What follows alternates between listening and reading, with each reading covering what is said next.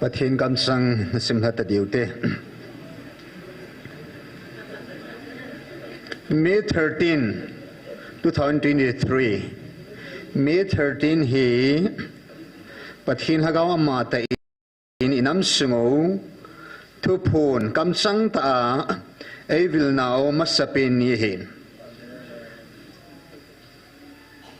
Hilaya alhat sa tiyan itong sang tu siya vela gyal do ding ovin Nang ni tsungin ka kipa kana na to di wahi Pathena na tsunguvin ka zinge Na tao nao ka don budova mi dinga na tao nao tapo dam dinga he Nang niya ka tilbol thina bon san ka kol sa he It's May 13 hin May 15 It's ni hin pathin hagaw ma tain Atuma ay vilaw mipi helovin in sunga May 15, 2023 ni in Pagkaizin Putang say chung sang tu say masang mani chung sang tu simkit kate Even lisin kulam kami va amang te tampi na hu do ta zin na chung akalungal heze Kay manang Even you say nain kay manang na to pi dinga ka hinpi tunin amma aditing nga even list bu say na kitain tunin amma khut zangin mi tampin hu hing na atsang tai he chi chua hi kay maga kipana sang pe na hi abana inay putang say akut an lakit tay na tumobin kituto sa in nang ni banga amazong Nang ni chunga tilpi kibang tsara kapi hitay.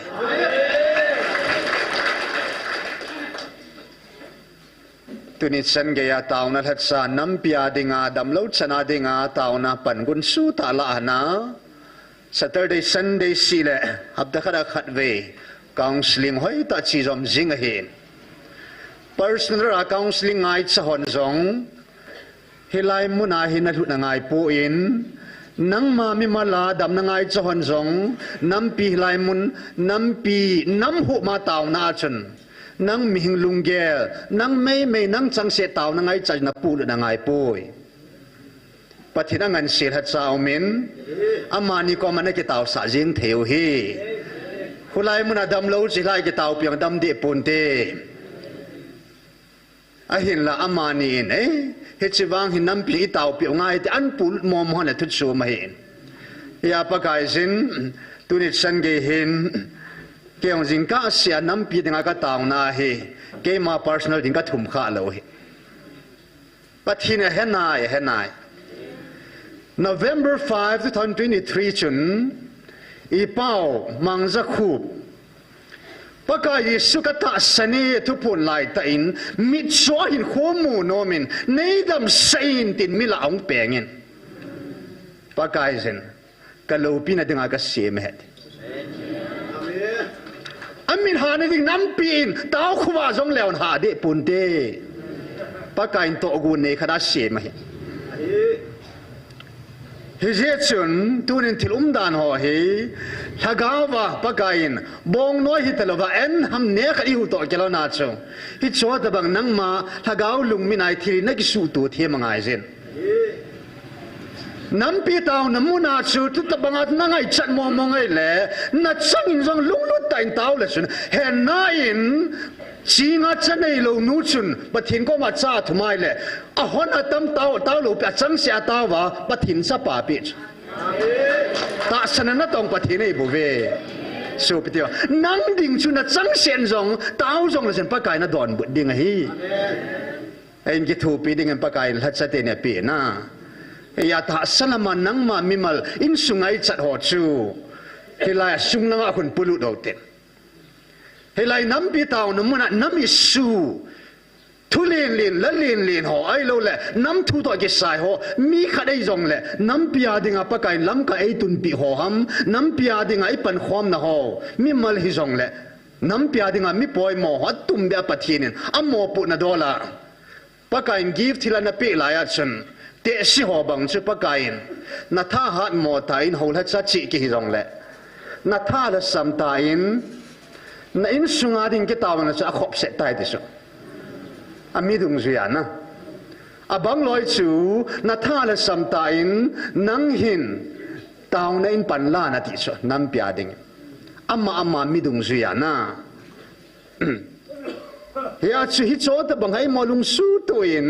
ai mo lung gel in pathin ko ma tu chen hing taw na dung zui wa hen dunia chu ta bang lo la ma taw na ngai charai le nam pi taw na phat bo ki hong pu in ni lum ke a hilai hi ka in sa taw na in ki ti ding a he tia su nga yong ki phut ang ki ji ding a hin taw na in mo mong hin 24 hours sunga ki hong a hi achuma nang mami mal na ngai charai le jingka anyong chi ni la yong na chi the hi achum da na ga bel the hi atuma na lung na chim lo wai la na ami pi la khal khala nang ngai chat ga phona nang se adinga mi pin ga taw pa chu hi chu tu ni in selfish po ten na pathin henai pathin amunai hilam pang hineu khat taw na thu do la tu kal hilai mo monga nam pi taw na muna nang mata sangai chat dam na chu tha chat te ni umin evangelist pu mi thum ki tup chada pathina pi hen na am ho mong nan taw pi nom lo la bang hungen taw te am ho na receive lai seven bang hilai muna tu kal ki receive lo di hilai nam pi taw na muna hin nam i swai taw di hen na ho blen ta pa kain na taw naw hi vanui pumpi salva di hati chu a khutel hop len ta lung lek ta lung gel hop tai taw ding sao chu nang hilai ta sangai chat dam mo na me ngai chat na me a chu pakai sin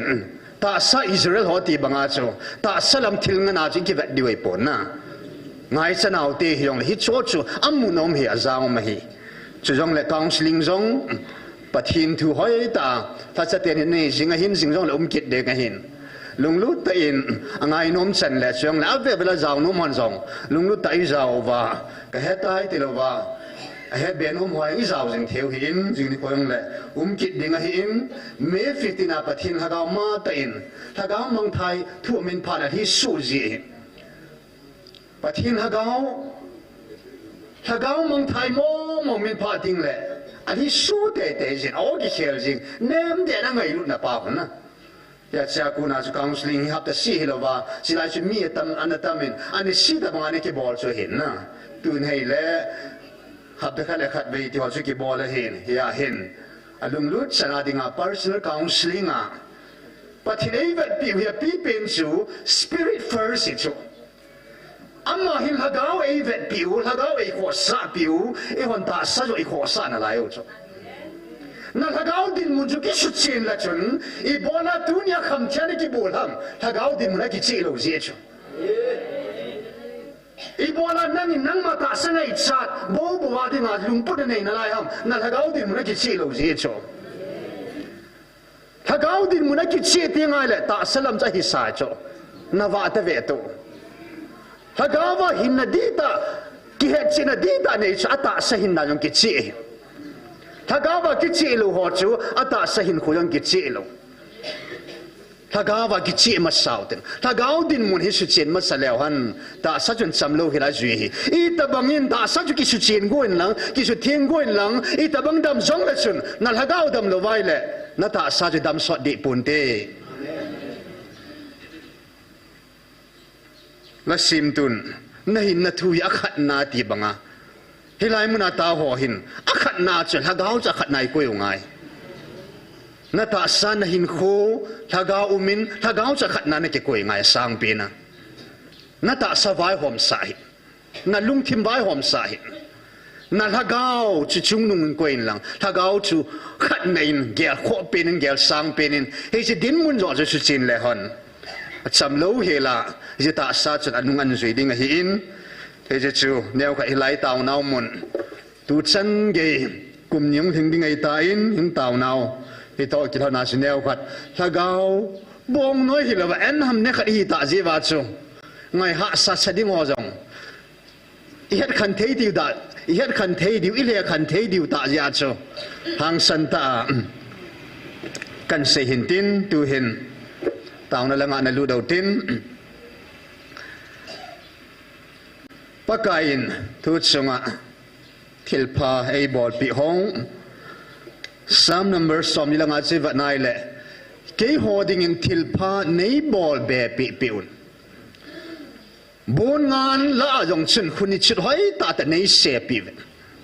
ati bangin pakain thilpha ei bol pi pi hong hit so la tam tam jong le dunia pakai kam sangin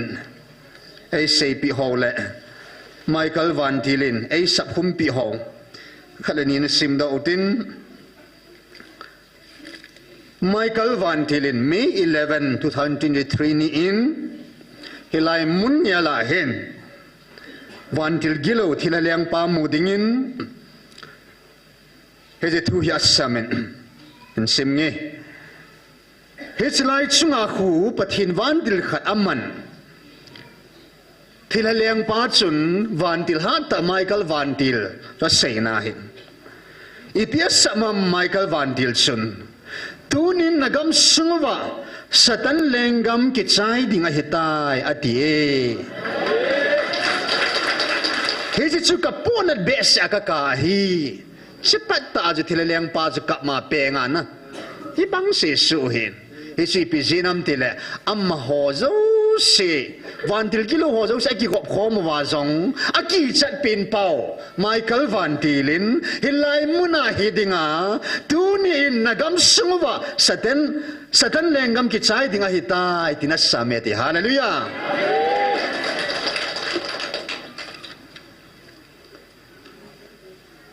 abanin February 26 ningkum kum sanil somni le li chun tu patta chun ka Van Til hola a hat pen Michaelin acham zam choisin nang hoding in gal ka zopi tai tinasam lele oging tain vanoi ki thong in asamin hechu ke man nang ho nampi ka vil na le nang ho nampi ka ngai lut na tun jong asam na lai thum ve ta asam tai athu sap chu nang ho dingin gal ka zotai nang ho dingin gal ka zotai nang ho dingin gal ka zotai hallelujah thum ve asameti aile mars tari get ni chun kum sang ni la som ni la li tu pat ta hin ka Van Til la hat pin Michaelin amaya acham zam atungin koi ham hat sunung pathin do theiding tina same koi ham ka pathin do theiding hat sunung pathin do wa dingam ding koi ham tina same ti hallelujah thopi mo mongin thil siam zo sela pakaizin a Van Til thing a hat pin Michael Van Til inungo va aidin piwin thungai ta dei sap sata ve hallelujah thopi momongin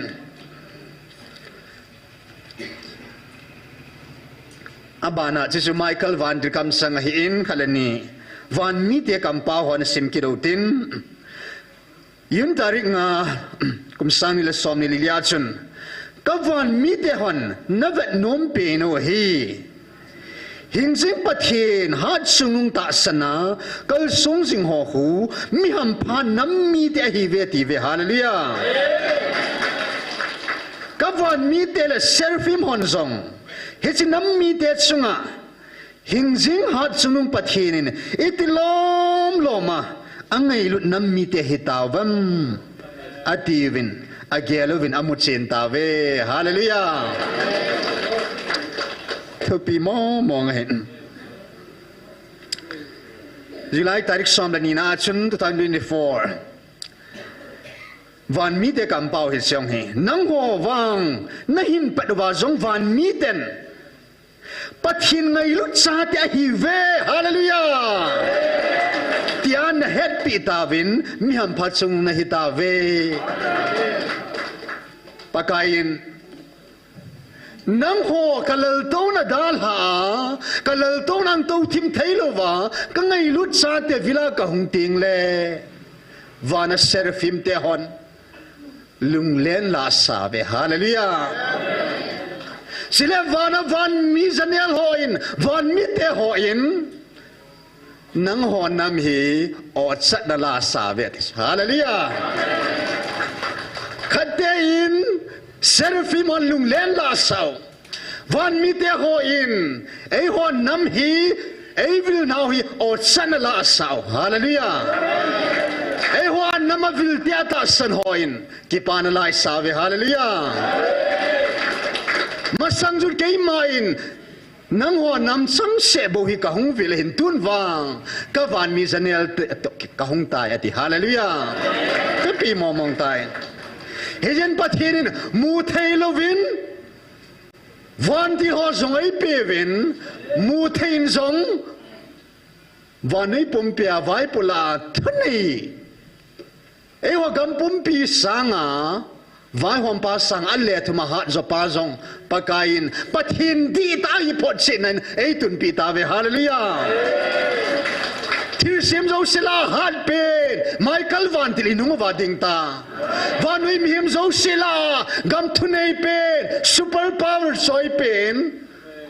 pakain nam lenta vai hom lenta ei tun pe ve hallelujah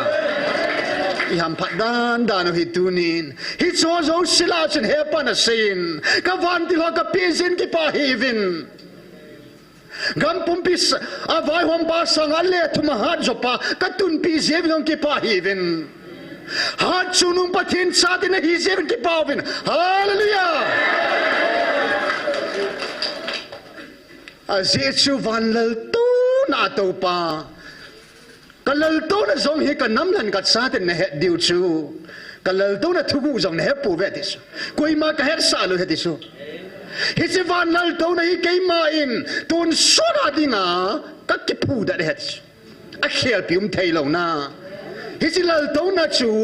akhel pi ding mo lawa pakai tun sura dinga kaiman kalal to na kakipu da hets amen hisi lal to na to pa chun tunin ai hon nam ya dinga ki pa pi pin si pi ham alai lunga kaima ka ha me hallelujah alai lunga ki phung pa ka hiati hallelujah alai lunga ki phut song pi zu ke ma ka hallelujah pen tu ni hin hi chang thil ho ji chun pathin henga hin tauna ki pa thui sei di hiloven a ki pa chen pi bol na tia va chela sa na tin na ya tu nya pathin hi chang chen ei ngai lu nau hi ilung giloven thu dang mo mong geloven alat chang ju gelo tin iti ngai tam lung sit ki dang chana tu suka tum ben hai chila sempa hin amma changa ding le jesuan ta sana chapa ta sa hung pa chu anvil pa ki pa pina sema hen na tu ni nang le ke inwang tu nia min mu khalo nam za khalu imu wa ita sanova tu nia pakain achai sim tao oi za pau hi chi tu ni in imu chi wa ta sanai pan khau hi chi lung gilen mit sim po mena sao ten na nung se tan lam kai o si sung ding do ventin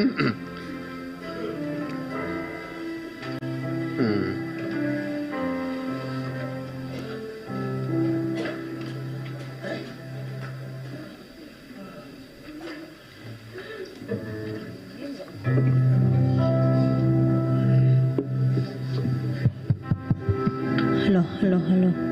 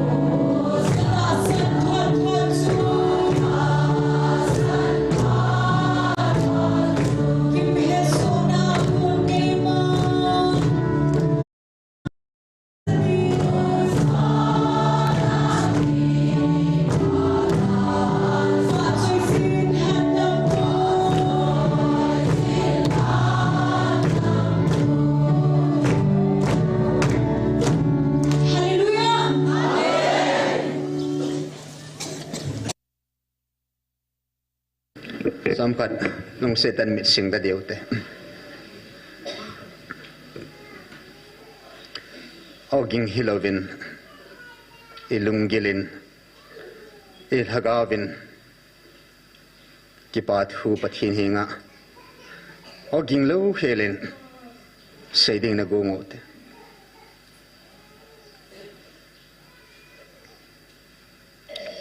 gil momongin ay kidang momongin pagkain na ingay lutnaw he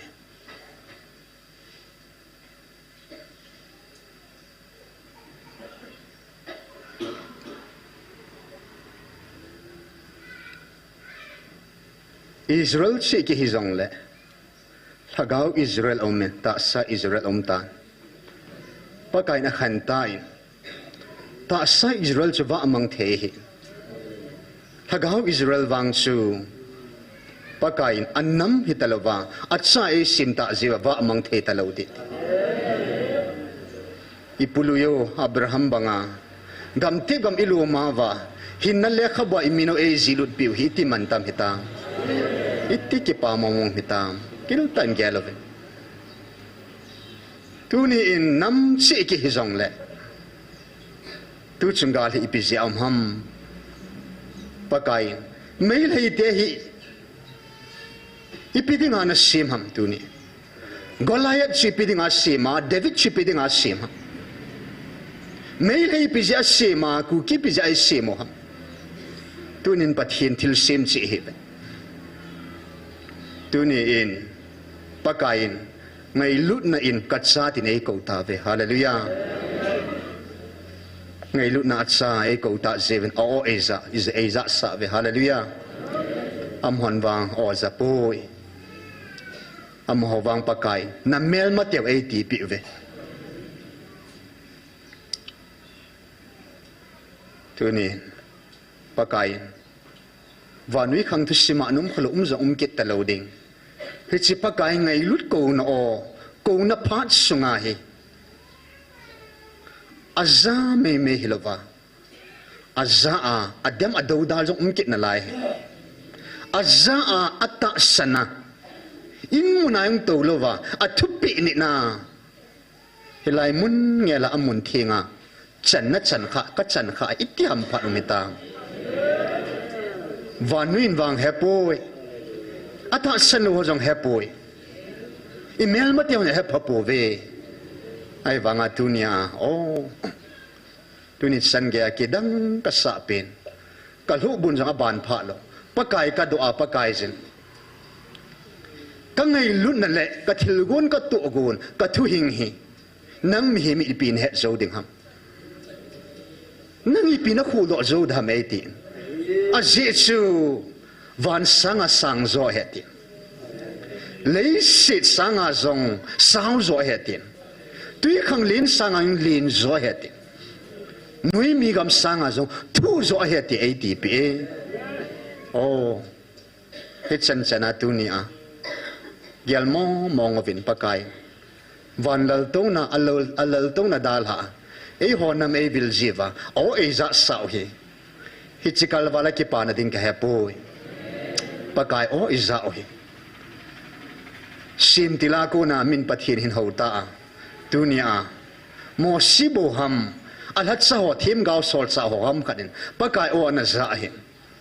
tunin wang ho anama e za sa hi iti ki pa hita e hola ipu pang pu pias in het hemen ataw sila kapzi milipum po min ke pa thu se kapum po min ka pi thei mo mong hi he so pi thei mo mong hi in khu zong phal thei mo mong hi ita sa yong phal thei mo mong hi hi chi pathin alai lunga ong ki phung pa pathina dingai I ding mo mong om po mi li zong it om po na tu zong it om po thi san zong it om po hin na zong it om po ama ading ni a si hit san e ngai lu pa o ai za sa pa leng Salomon an ngai be se tu khang ai ho khang hi alhagawin na pumpai at sang noma man at sang manpuin leng lalal honzong tu kanga no namu yamu no mo azano mo hi vanuya mitsing pen mi ho sapen zizong sangkhat nei pain le sina ki van mo mong nei talo pain tu ni a thil khat a ki va dia mai nang le kin o iza ta bang azano men anazat hei po ta san va ho nai anei nai no masanai a hin tunin nang le ke ki pa na thagau ki pa na ama na chang po nang le ke za ya za po nang le ke mu ya mo po tu na i mu the seven hallelujah ka ki pa mo mong ve ha pa ka ki pa mo mong ve ha pa ka pau pathin pa pa pa ti ding mo mong nang nei nang ma pa ka nei khau ka ki pa ove nang pathina ka nei khau ka ki pa ove Israel ten apathino paka hi khan nam hi boven ke ho wang apathino paka in a o aza sa nam ka hi ve hallelujah ka ki pa be seve kita bang o ka za hi he pa ka hin khovin ka lung sunga ging jinghan asim tun wo Jerusalem mi te alung sit na chansu hezingun kalai sa ge in hezing nang eti tunin paka hilai munang ki khom zo sin kalai sa ge even hezing na vinge paka e chita bang o hi ompu odang mom ompu odang ka za zo siu hi lunggim na zeng ki na ki do na zeng hi nang o wa ngai lut na o hi dam na o hi ki pa na o hi nang tabang odang ompui nang o tabang hitsi khang hi umkit talo ding khang hung umei tai o pakai hitsi khang sunga nei pin sa ga ke pa ove tu ne na sunga ke pa tu kan sei ove ka ke pa ta zado kalung sung zo siu pakai nangin tui bangin nang hin lun khom sa in lang hin ve khom sa in lang ata san sa te zo se pakai adia o hilai muna tao khom zo se thagam mil tha tha nei pivin lang ka ki pa nau pathin kol cha tu cha apakai thil dang to te lo wa hi chi ka ki pa nau tun swan nang ma ang sung kang lun ni kho chan ge ya ka ki pa nau tu that so kai ding nang ma in ka ki pa nau hi nei su that pi wa mo hol nei nam pi ding ovin na ju jesu na thisan le na min panin ka hong tao khom ove thu pi im dunia denga tao na ma hong hiding hi in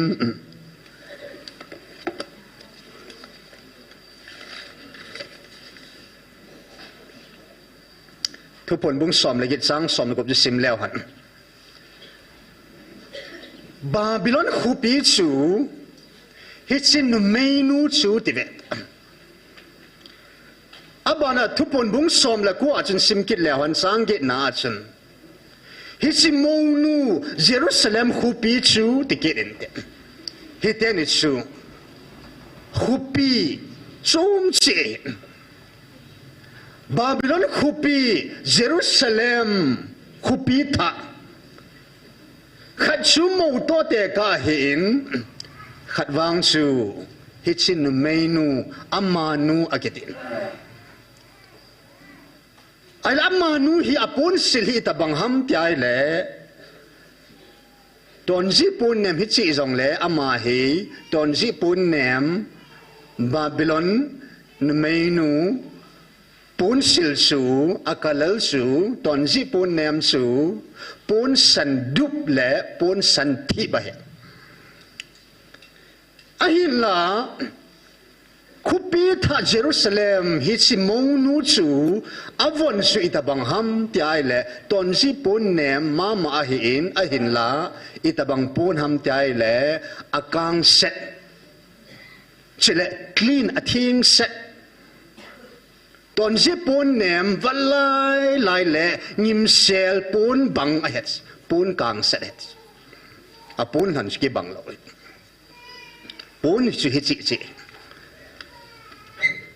ai le hitsi luk bung som le gup chang som le kwa pat som thum la khat tu ni in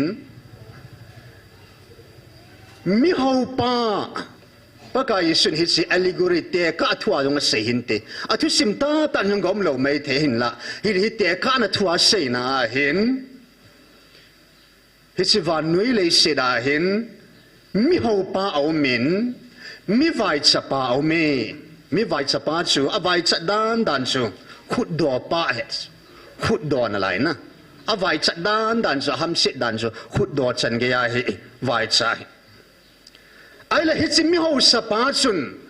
pon san du min tu pat pon ne ma pon san du ma hi ki vona nom sata hin khomang het nom sata lo pi ta mai umai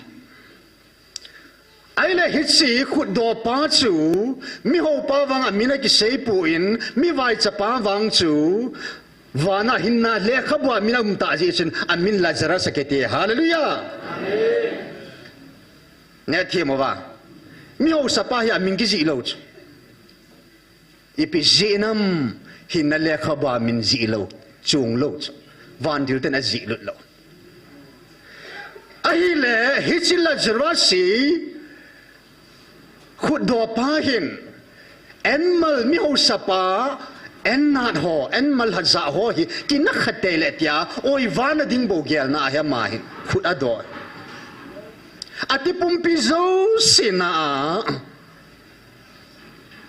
a hi le a le sit khul jin han ni khu counseling ang za ta bin mi hi ma ding en pel thelo phat thu mo me pen phat dam lai ni thi ni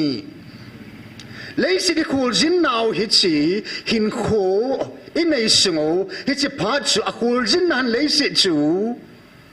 khát pa khut đó hình khát pa mi hồ hin athita na hi le Lazarus van til ten hong pui ta ve tis hallelujah ahin la mi hau sapas avui ta vinai le van til hon ha phatapo ve hallelujah amma chu noi mi gama chun thi khol khula chun mai sa thu in kim thu in apeng tai ai le van thi ho chun la zal chu hin na le khabwa min so ngai je chun abraham na pa abraham pu abraham na amma ang sunga chun nom sata in ake chol du ta na he hallelujah van til ten van mona abraham ang sunga pa kai ang sunga chu apu lu do eta alhagau ki la to eta ahin amani hin kho chu adam lai sunga na khat pa chun til pha amwa mi ho pa chun avai khut do pa chun til se yin chamu ahin hin kho chu life after death thi zo hin khwa chun akile tun tan hi dam lai sung hin khwa chun khat pa chun mi hau sa hin khat pa chu khut do pa hin ahin thi zo wa chun khat pa chu mi hau sai ta in khat pa chu mi vai cha su kit ta ni opposite ta na hin khul han chu ai le hilaya ataw na hi ka gela le ka dit dam mo mong khat vela ju pathienen hab da ka rab tani sungai ha ho pi na khat e ja tu nai kan ma ne oi ta hi chiba mi ho pa hen ataw na kam sang hi hoi ta ka gela le gil mo mong he ong se dom dan dan chu pa abraham pa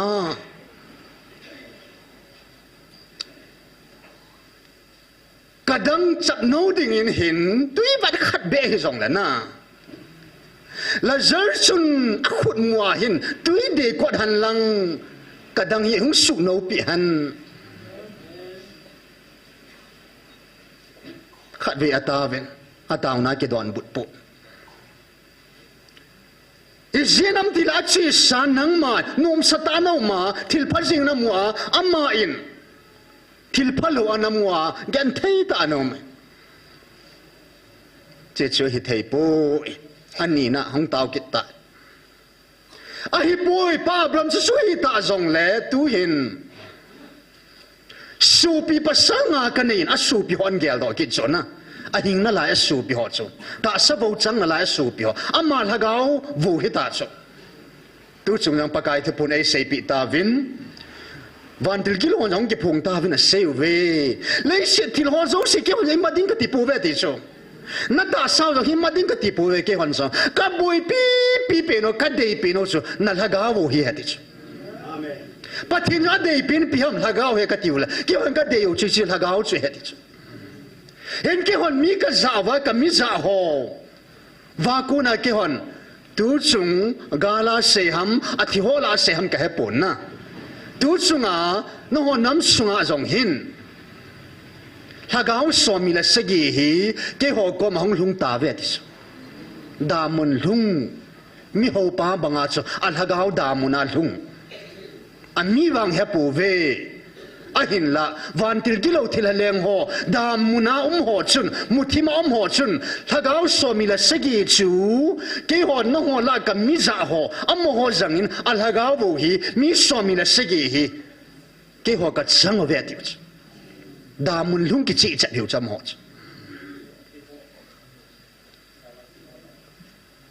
po na dom dan sana he chi ni se tu chunga thagao ga la illa na pe no chu hi chi e ho jong thagao ga illa lo chu thagao som mi la se gi il ha su chana ki che ta mon ong ki se chu ga la li hu chu thagao ga lian na ahin la hi siwa chu hung tao vinai le pakai jin na to khomo le na tao na wa konin hin van dil gil ho ma manan ki sei ta ve khuti lo he na ngo nam hi hop thum so hop ni hi thagao hi ki ho ka chan di hati ki ho kom hung lung ding ei bo vet na thagao bo na alagao da muna lut ding hi inam sung hop thum so hop ni hi ki ho ko ma ding ei bo vet ki ho kom da ki gu ngane ai là nát tao náo và cuốn tunin thà cao mang thai tám tàn nó kêu hú đồ ta về thì hallelujah hallelujah hallelujah hallelujah thà cao so mi le sagi bầu chú am họ com lung hiện na atam giọt sẽ bắt cài com lung kít gali zo kít ta về hallelujah thu pi đàn nát ai le hi chia hin a su pi hoding in ha tao kit ta nei le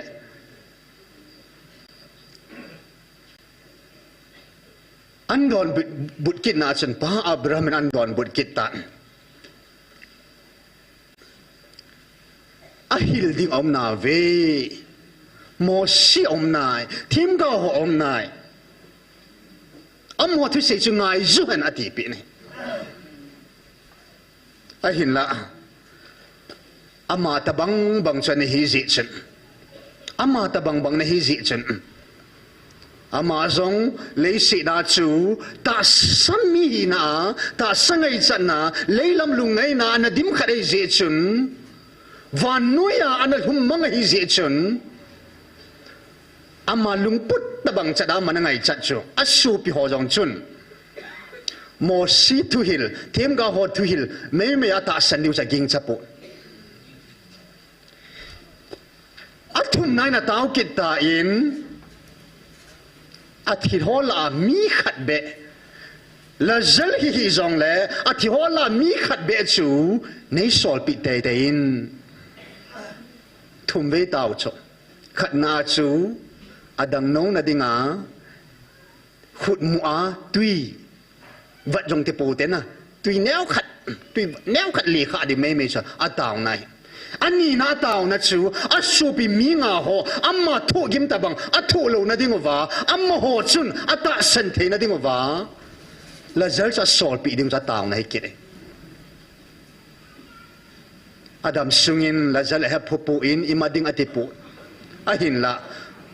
al hagaw chun athi nungin la zal bol hangai in akap ya taw ta ve nei po na mong ya thum na chun mi thi ho la khat chu achi lo wala ta san lo ding a hi athi ho la khat be chu sol pi te ten tin thum ve ataw a hin ataw na supa Abraham na sang ta pu in mo si thil zong them ga ho thil zong ata san lo wai le athi ho mi khat ki sol zong le ta san de pu vin te tin a thu sima ki chai ta na hi tunin pha jo sikile the hin na ki khel the hi ti nai a hin hi cho la hin tunia po na pin le e ho dinga kan la do num pi pin sun tunia hi pakai zin na nam sang win zong na lagawu ka ngai lu joy na gamo sangin zong na lagawu ka ngai lu joy hallelujah tipa he pan lunglam he thim mi hizat nam sungai ta zevin hallelujah hen bakai hilai muna jing ki na chan sim ta in Abraham le Lazar umna amani su van mi te banga van mun sangai lon ta jin pakai ang sunga Abraham zong gam te gamalu ma hin le khaba min gi zilu dai tan hallelujah Lazar zong hin le khaba min gi zilu dai ta je chun amani umna chu van mun tun sot mun thenga hi hallelujah ai la amani umna to chun mi ho pa muthim noi mi gam thi khol khul damun god mun su ong hom lenta pathin akhan hi hallelujah pathin akhan sa chu koi mana gop thelo hin hizu pathinin ki khan na lenta su ong hom lenta chu pakai na si ma hin bang dan jong hilo na ong hom lenta pakai akhan sa hita khat jong gal kai thei talo khat jong ka ngai lui ta hong thei talo pakai akhan sa hin hen tu jong pathin in ei hon na mai vil na wa hin pakai thui ngai na wa kon in hin pakai in ong hom len tan pathin tu ni nei khan ta ve hallelujah amen he ji ki khan na chu ki khan na pathin a su khana gam gi sima pakai na le khanai je chun koi mana gom thei pu in koi mana su khan be thei chum de pu in pakai ong hom ai khan oi he ji ki khan na chu pakai in ki khan na masape galna nei chi navin ta sa Israel ho hin nang ho hagawa Israel ho na hivin ahila tunin nang ho ka namdailhan ka chate hon keima o na zatawe hallelujah am hon wanga zapuyati pathin ngai lu nai chan na pa giltan gela chin lai ta chu nge panei ta Israel sik hiya amota sa Israel wala gaw Israel hiya dunia amon pakai o momong zalabo tunan nang lekin izahi tiam pa itavam hallelujah hen pakai na khanahin ta sa Israel je chun ta sa Israel ho chun ta sa chon phatna ta sa mel china ta sa chetan na pathina holoveni ta sa dana pathin sulung heiding agung ben hi ahina ngob dan se hwa ding bang pakain thagau Israel te chun thagau ama thagau mangi matam chan bai po lung heiding hallelujah ta sa Israel te ho se pakain ta sa cheptan a ko hin thagau wa Israel te ho chu thagau cheptan lungila cheptan ni ngai ko hallelujah lungil thing mi thing te mi lung thing a hi ngai jen na lung thima bo na tan ha ji ngai chu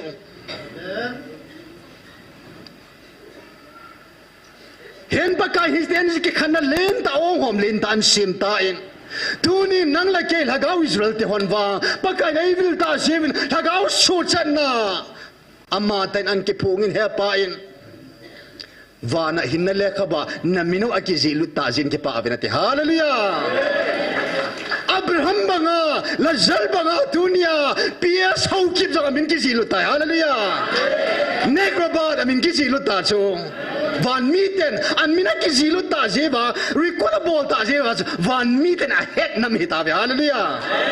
avan tilten a het na het ei het na chu imino pa kai na zilu ta ja hallelujah ta sa Israel hovang mang thei na lai hi zilu lo lai hi tuni ni khun akhat na chan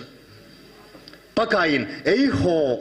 lagau Israel te ho ei ngai lut ba ilagau hu hing banga tunia ai tan gela chan so pi te ho isu pi ho pathin nam ni chan khom bi su pi ho tunia Israel ka ma ke tola na asang ke tolo ta hisil lagau Israel hila mo hepalo wata sa pathin hola ga khona Israel gam sangeya apathin in muna ki phonga Jerusalem apathin ga hol hoku lainat pi ummo mongin hoitan gelo su pi nang ma sopi ding momong gala chun lai na piu ma hi mo si them gau thua ki la mon jenga so cha dinga ki gela hi din mo si them gau thuil chu ta san leo dunya pakai ki phun jong ta san thei diu chu mo si jong ta san lo a thuil jong ta san lo them gau ho jong ta san lo a thuil jong ta san lo je ba chu dunya hi chi pakai o hi a za thei lo di ja pakai na vil lo hi Hezil sopi ho Israel gama ho hi dan luya na lai ho da sa pathin ho hichi ho ho lagaw hi pakai khang som pat thei na jui di heti je chun ho lagaw wading ka botin Israel chi hi ve e ho lagaw Israel ho ta sa Israel na isupi ho lagaw wading ai ka pi liu khat na tu ni taw na ai ta man na tu pi na khat na su ai la pakan ki khana len tan semin golai yong su keima sem hi David jong su keima sem hi golai su keiman ka lo pin dinga amma ta bom him ka sem poi ti so ai la pathinin thinglang gam len tai pui pa te na peta en ko dan som in ko jong le hon ha papo vin tu chungin pakayen mấy lấy té chunga zong pathin keima ka umnai an to ho thil bol ho hi keima ko mong lung tain a chuko ba ka lung hei po a lung ho hei ngai ti vet sa na in November 19 2023 min thang pen manipura dinga phai sung in far el pora chun in sunga chun pakain vanui mi ten het he po vin tu ni san gein hallelujah David nunga Michael Van Til su dunia hilai munai din pisingo Michael Van Til su am ho chunga na kila satani hallelujah avan til ei sol pi ve am ho chunga so nei hei te yon kai mat sa kan nama ammo nang ho yang kan namo na hi vin kan han si na hi ka ngai lu su ke ti he pai mi hi ma ka simin amang ka chai thau tha ve ti he pan na ahila mona ki head do povin a ki head do lo zebi chid he pain tu sungin hichigal zongi ne he thim pove I pija hichigal hi ham keiman ka ko na o na zate te ne dingova van muna chana nei thini do keiman nei lei te zong hi na mel ma te di wa kan til do he ti so email ma diwa hin sim do pa pathin chun mail hei te zong hi mail ma in sim do a tu chunga hi ikidago hi hichikido na chi ipija lung ham van pathin to gun hi chu van til ki lo zong ma sim van til thing zong ma sim mail hei zong ma sim ku ki zong ma sim ahila hi chi te ni chu pakain David din pi banga chu ei ho nam hi a Michael Van Tlan solid ei din pi ven hallelujah hitabang nam le ta chi na ho satna athala hi ma anei langa agama gua ki sung pa chu mail hei pa chu pu hu dingin pakain tunin hilai thagau me hi mang chata na hi hallelujah itaw chanova hits Michael Van Tila dinga pathina dinga tha panga hede cha hallelujah hengam ji hin sekhan pita win so to cha chun go ni khom thailo de hallelujah go bru siva ho to paka yesu hat chunung pathin ho khom thailo de hallelujah Yesin he pa in kum hiti chan ichen khomova amon ne neva amo don neva idonova achai na kaya chu tunin lazal tabanga chu vai chata kum hizat sted hu in mu zova kona nei lei ti amo tamo ize ba chu amo akona avala en not mal emele minisala ne pa na no anak sun honong ne khomo te ti khat chaum lo na mail hate government Manipur government mail hate in cha thak na ba ki cha hita cho vai cha ta if I cha be se je ba ho ding a lo thei lo khat na kin su na be ngai cho ai đi ngã chú em là cái tung đó họ giấu xin ministry này họ giấu xin cái bol thế thì họ giấu xin amo khá khu đó và em nano aval hát cho nè nèo cái chân cái chú vai ta gen thì tại nó mua ai Hindu sung in vang pakai in dunia ako no hong lun parin tu khang in he pa in mi ho sate chu pakai in apu thu ta in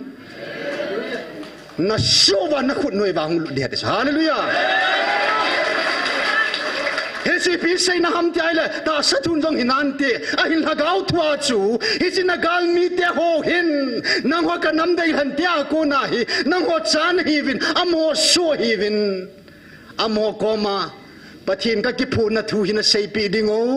amo in hagawa hin nan nei dingo pathin ke ma hi nang ho khuda kun an ki mu diwa te hallelujah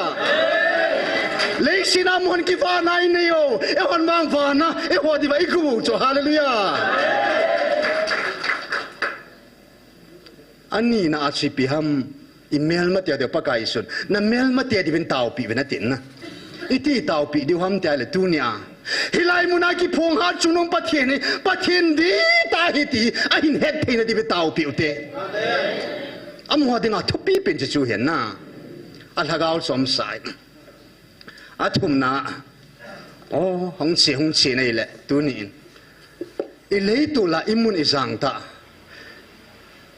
pathinin ta sal hagau Israel khan bangin nei lei te ku kite ka cha te na mel ma teu te ai khan pi bangvin nang ho am ho ti a you them ti apa kain grum nyai khan bangvin tu sungin ai ho nam sunga yong pakai thu puna kun ki khan na hum kita he chỉ cái khẩn này lại nó chỉ dùng lại nó biến vào ngày tê in sung cái khẩn này hiện na số bị cái khẩn na mò mong à chỉ chuyện chân kia van mi tên thúc bị ta xây lại rồi vin ấy họ nằm sung à ít số bị họ cầm sang cái mò mong vin 22 October 2024 là chú ấy họ nằm mi thì họ cầm sang he ít tí đàn ấy họ nằm bộ ăn hẳn ham này cái gì về chỉ bẹp chỉ hình lại ô chỗ, avan til te ho avan mi zane hoin, siang lei mel mat te ho bin zong til khal wang ome, ati ve te chuna, gampum pia vai hom pa zong hin, hi chinam mi te sang a mel mat te sumang ding yang ke ding be zon te te chu, hi chan ya sei do nga chu, ei ho nam sunga chu, iti da nai ho nam bo, angai lut de ham alhan tum dam et nati na lai ve te chu. Ngồi đàn nung sẽ đom đàn ông cho na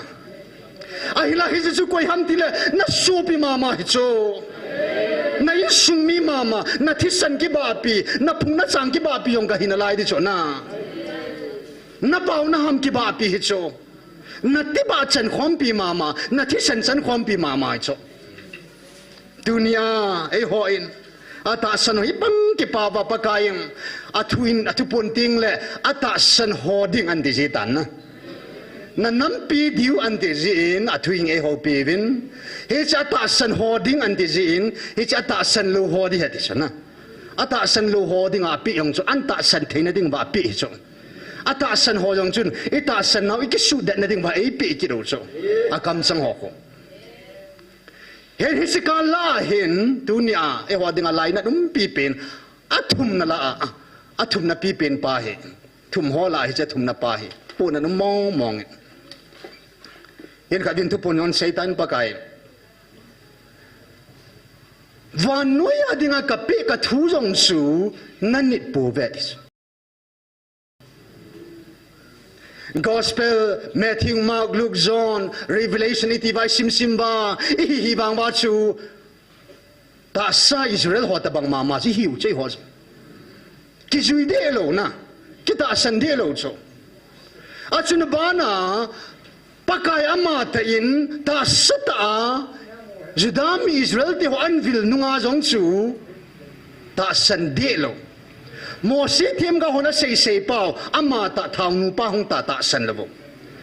dunia zong Matthew Mark Luke Revelation tiba isim pao isil hagau thing pathin hat chung nu alpha le omega chu kam sang ta ot sang ta ong ki phung ta san di lo su khi hi se rong le tu lai hi pakai tu pun na sei khat chu heta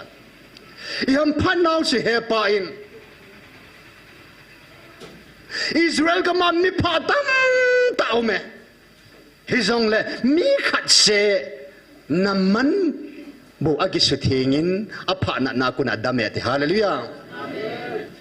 Israel ka ma mai thai tam rong le mai thai dang ho ka ma ka su pa Eliza ka sol pu in Zarephath khwa mai thai nu ko ma agal hungina heti hallelujah ya dunia pakai sin a Michael van di ho zo se yong chu pakai in Zarephath khwa mai thai nu banga siya naman banga pakai idam na dingong le pati cha na di ba pakai in galo sat pi dingin in zo sha lung boy hallelujah amen ata san ho chunga ain chunga wa chun Michael van tilinga amuna sain enga pitave hallelujah Michael van til vai na in nei to kahita cho eto pi da no sana he pa engai na pau cho ke che mo mong hen tu na ta san ho chu Michael van nga ta zin van til kilon alone si heta po ahila ta san lo ho chunga wang chun van til kil hon zong a het heuvin ko hia ta san ma hevin ko hia ta san lo ha het heve ata san ho chunga chun van til hom tan wa au min ata san lo ho chunga wa um lo je chun mu thim je chun mu na nei vin chan nei vin aga suboi thei je ve he cha suboi ho ji su pi ma ma he hen tu ne hen hit san ge ham phat na it san no wa hon iki khanoi point pakai in ei khanoi thagau Israel ta sa Israel mel mate achate sote pakai chate ban go loading te ei khanwa pakai ata san ho te ei khanwa ata san ho te ei khanoi ta ong hom len ta ei khano hi tuni hin thagau Israel te hola a hi thagau mang tamta hu hinga oma chile email mate hovin zong tunia hilai muna ki phung pathian hi ka hot horu ka noi si siu ui chabanga ka gelo hi chi nammi te how mi ka ti te ho hi chi nammi te apathin o hi pathin di ta he ti amu na ding in tau pi ute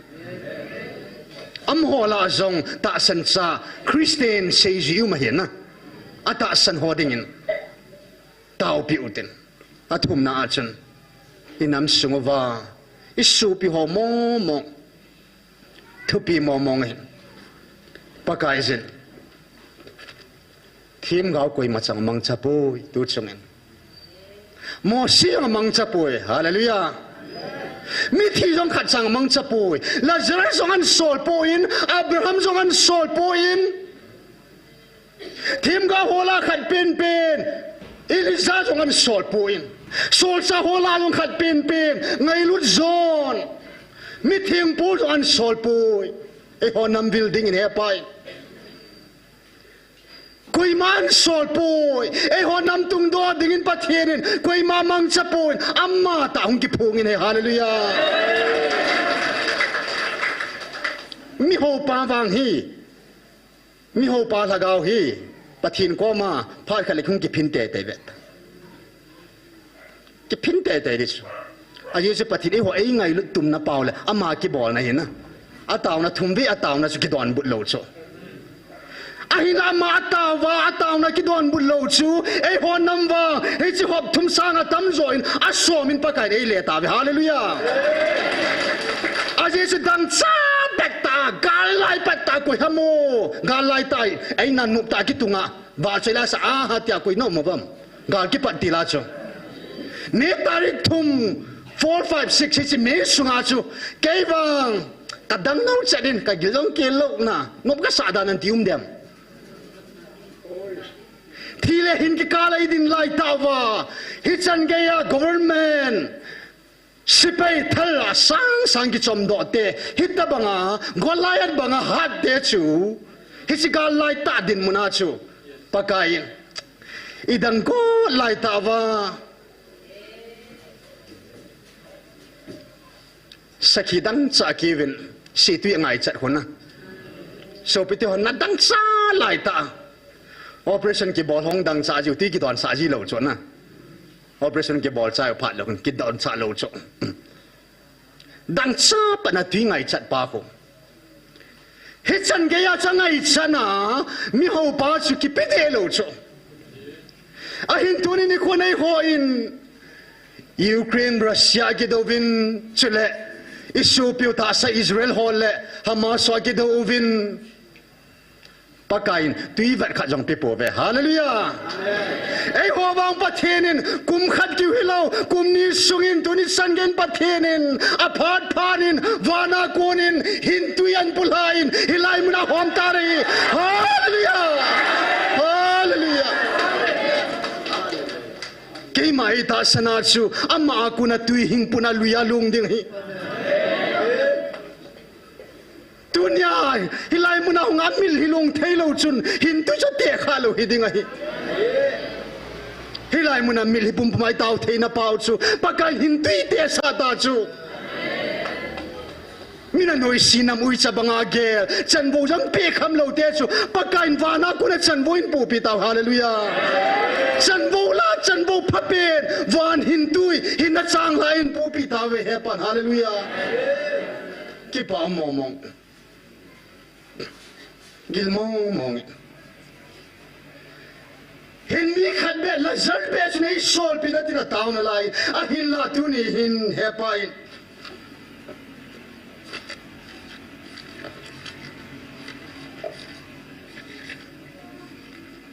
ami za pa chung sang thunia kan sin ha tari ngi lai hichi hi February 15 2024 nya hin amma dinga hichilei siri khul jinaga ma hi bovin apa ke man hichilei sina nang ho mi te dinga hichini khu hung lun na dinga hi ke man kana gon sa hi bove mi te hon kalopina na pun mi te hon kalopina na mu na diu kalopina pun do na dinga ke man hichita sa hi ka hin sema ka hin sol a hi bove hallelujah Pakain la zerzong Abraham zan sol point tuni in anu now bua ki phone na thading in alo pinai ho nam pin mu thaina ding ovin gol hang negro ba nu now bua kun an gong tan he hallelujah apa ko magazan ge na ba ba din he nu he pa ta sa ka nu ka pa na hil hon na ka he nai kin zong a hin la thir khat hel don ne hel hon ding omet nang ni chuta sa ka nu ka pa na hilon a hin la ka pa di ta ka ne hallelujah ka pa di ta ka ne ti kisi ka pa lung chu ka holding amma de boas ki mang ding ka hi nin het team ji na ngai ati anu pa ko thu pi mo mong hen ba ka in dunia Hilai thu pu na ma chung chang me 15 nya sei na jong hitina sein amma hi ka za ka pi jing ding a hitai ata sai athi sa hi bove ta salam lungel na to a ki mang chata lova ka pi jing ding a hi ata sa athi a hitai ati cho Leila mama lungai chatle ta sangai chada ki mang chatalo dinga pakain mi khatsu ke man ka man sa ke ma ka mo ka phun do thina dinga athi lo le ke ma ka mi thei lo de ati hejin malai na chi sani nam sungova gau thu na seovin amma holung gelo ngai tu na zong pakain hilai muna vandil ki hon ki phun sa yong chada sein na nam sungova Thing noi lam kai hon sei na hin kal heb la zolo mini omet suban til kilo hon ko brusiva ho chen na kal heb la zolo mini omet pu German to David Hang sing hetit abanin isu pinu kha jong su hilai mona tu pon lai ten ke wang kom pui in nei pun a sei sein alungya la se asana ko chang melin alunggela sei bove sei sahi vina tiati mangsu tu thiam nong kim lo na ai lo le pathin thu agiji sabon ke zo lo chona hiya pakai jin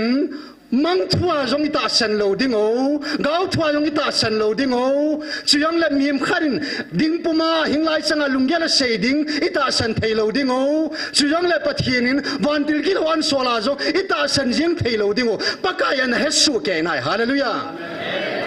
a hết giờ cho bắt hiền van til kí lo zo mang chát lâu hallelujah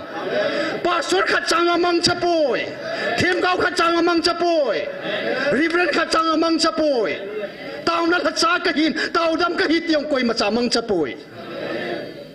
amma tay na kam chang al haga wang ki phung ai hallelujah king set vel set ai ya pa kai nam piu ki tu na dinga dunia hi so bite ho pa kai oi za ma sangu oi dang zo si za zo siu si pe mo ngai tu này năm piu đâm na din khunung chan ge tun so chan ge ya dinga pathinin Israel te Torah pivin akikol cha dan dan ku Torah te lo pathin thu lo mulwa ge jing o chona akikol cha jing o khula aku tel miam kam chang ho gau thua mim khara se ho chu I bolai kol cha di ham mang thuai bola hi chu la hi ngai di ham na a je chu pathin hung ki phon ma sang ile thu chu ma hin pathin amma ta na kam chang tai ho pi ta wa first and things set help be heal tui things set bong noi things set apa kain a kam chang things set na khoi ju things set na lem pi tui chi that happen thu phon nu ngan sei ka ngai nom dan dan thu gu thu hing thu ta hallelujah mang thu pang lo gao thu pang lo ning lunggel mo mang pang lo ti nai cho ne ko ba jo atin puman saya la lunggel pang di cho ya sa ma sa thilu ba lup sa akam me o su thina dinga chu a thi salu ba lup sa pathin tin sa ma mo mo ngai ti pa chu ila thina di ta san thina di ba e ho het thiding do tan sei hallelujah ya thêm gạo quay mặt sang mang chalo hela ding lang ding salwa pakain ati sa banga lupsa king sai ho piu hi si o tailo odang zahi healing hallelujah pakai o za kai tai odang to te thei mo mo ngai poi hi si bo sei ki ngai na ding o hin hi je chen inam sunga pakai o zalo ho ta san thailo hon an ta san na ding le email ma te hovin hi lai muna ki phung pathin hi si nam mi te pathin wang hi ku ki te pathin how mi te noi si si te a pathin o chung nung pe ne tian mu do na ding o a he do na ding tau tin i so pi ho ku ma sang wa manga ta sa chep tan na lai ki hambola o ta sa chon phat wa nga van gam lut ding ki go nga i so pi ho Israel gam ki tol tol le Judaim sa khuwa na lai ta sa Israel ho inam chan khom pi ho alhaga bu hu hinga na ding le pathin di ta hi pathin thu hing hi an mu the na ding win thu ta cho ki mu do the na ding he chang thel thu ma ding chun taw na neu tin taw zo na to tu ni program khana hi Dr. Puhung mo hung ji lo ye chen Dr. Hagin taw zo nai nei pi hanu taw te